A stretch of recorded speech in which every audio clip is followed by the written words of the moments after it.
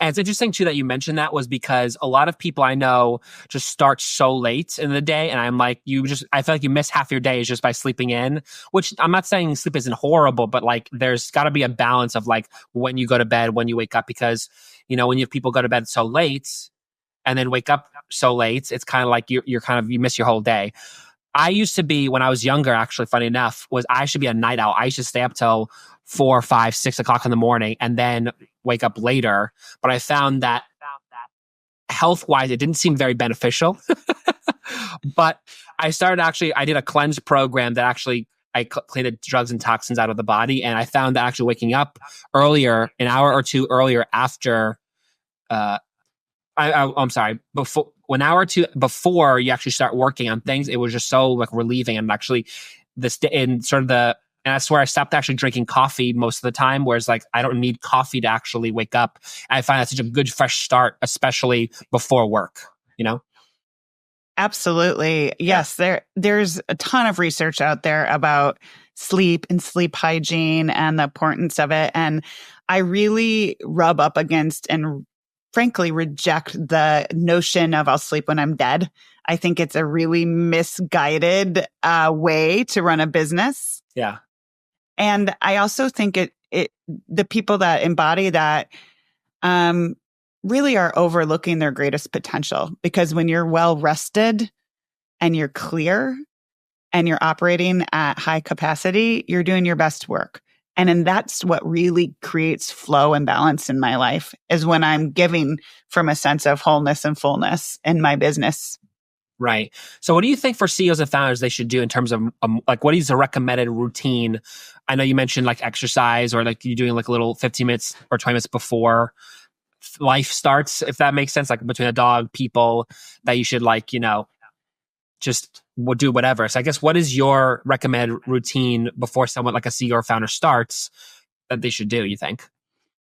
Well, I don't think that there's any one size fit all. So I encourage people to explore and definitely choose rhythm over rigidity. But if someone is feeling low energy, I would suggest some sort of movement, even if it's gentle yoga or a walk or something like that. If someone is feeling jittery, anxious, nervous, and like they wake up and their to-do list is on their mind right away, I would suggest something more grounding, like meditation, or even just deciding that you're not going to look at your email or your phone at all until after you have your morning beverage, or just chill for a minute.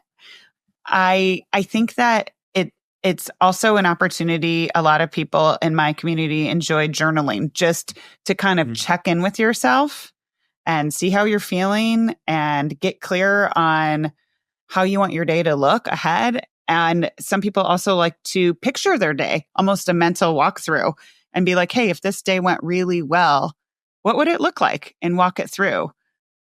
So those are just examples. There's so many options, but I feel like I really emphasize choosing, because some people I think like the idea of a morning routine and they're like, yeah, but there's so many things you can do, as I just gave you all these examples, that they get in an overwhelm and they do nothing. Right. I really emphasize rhythm over rigidity. So try something for 15 minutes and then just kind of really pay attention to your energy and how it feels throughout the day. Most people can make major shifts, major transformation with small shifts is what I really believe in. And that consistency can really change the quality of their days, which inevitably we all know changes the quality of our life. Right. I think it's such a good idea. What you're saying is just amazing, that when you have a good morning, I find you have a good or better day. Like, it's just the aspect of you plan everything and you kind of know what is happening. And I find like, this is what I find with a lot of people who are CEOs and founders, that they're like, they wake up like, oh my God, I'm stressed out about like the payroll and like taxes and like all these other business type things. You know what I mean? So what do you think for people should do? I know you mentioned like they should stay away from computers and things like that, but what do you think would help with the stress level of that? Sure. Well, in my personal practice, I'm very big on time blocking, and especially email. I think that email is a necessary part of running a business. But now when you think about it, business owners can get contacted in so many ways.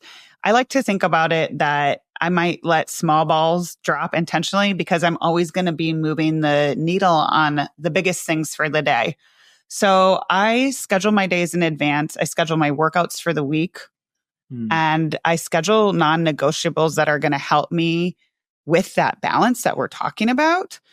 And I start with my big three is what I call it. And I try to really execute on those things before I do small tasks that aren't necessarily going to move the needle on my business. Could I sit there and do a bunch of social media one-offs and respond to one-off emails forever?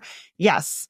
But instead, I try to only check email a couple times a day. I know this doesn't work for everybody in every business. I've been in businesses where you have to be always on, but if it's in your control, try just setting aside 2 times a day where you kind of chunk respond to emails, because otherwise it's just the energy for your brain to switch from task to task to task is very depleting. And oftentimes you kind of run out of time and you don't get to the most important things. Another big thing for me is when I schedule my day, it's not because I'm hyper focused on productivity. I'm more hyper focused on prioritizing and my energy. And so I will put my big three and when I'm going to do it. And I also put chunks throughout my day for what I call buffer time. So inevitably things come up. And I think that part of the reason founders get in such stress mode is we are unrealistic with how long things take, and we're unrealistic about what we can accomplish in a day. So being realistic about what you can accomplish in a day helps. I mean, it just takes some trial and error, but okay, we're going to need some time to, eat and sit down and take care of ourselves and do these things. And sometimes we just have this laundry list of to-dos and feel overwhelmed and ineffective when we don't get to enough things. So I really like to prioritize 3 things and then also make sure I build in buffer time. Another thing that really helps me is, with few exceptions, I really consolidate most of my external meetings to 2 days a week. And I have my calendar open then. And I was a little nervous, I'll be honest, because I do host a podcast. And so it's like, what about the people who can't, join during these narrow hours? And I tell you, it's never been a problem. It's a really strong energetic boundary for me, so that every week I'm like, okay, I know that these are going to be really outward facing days energetically. So those other days, I know that I can have some solid chunk time to really do heads down, meaningful work for myself or the business. Wow. That's so interesting because, I find when you're organized, you can get things done. Like what I do is actually sometimes even the night before I plan out my day, what my day is going to look like the next day. So like, for example, like, I don't know, I'll have to cook dinner because I promised my fiance I was going to cook dinner. So I write down, make sure that's very important. You know what I mean? So I find just making a checklist of what to do and actually when to do it is so important because I'm being very realistic on these things, so I list out exactly which points I'm going to get done for that day. I think that's an excellent practice. Just remember not to leave yourself off the list. I think if you say that your values are, family and wellness and your company's mission, but all of a sudden only your company stuff is taking up your whole calendar, then you're going to start to slip into resentment mode and you're not going to be as powerful of a creator in your business. So I think scheduling wellness and, I call it almost soul care. Self-care is a little overused, but deep wellness, I think it really will lead you to sustainable long-term growth. Right. I think that's so true. And I think taking care of yourself is just a big thing that people have, especially nowadays. It's like, oh, there's always new diseases coming out. It's like, how can we better take care of ourselves? Like, there's always different diets and everything that's coming about with that. But I think also too, it's like you have to really separate out your time and really make it like your health and yourself is a priority. And, I mean, I'm not saying everything that you're doing is not a priority, but there's what you prioritize the most. Yes, I think that if your days don't regularly and routinely reflect your priorities, then eventually it's going to catch up with you. You're not going to feel good, and you're going to feel a sense of self-betrayal. And that's not a formula for long-term growth or satisfaction around in your personal life either.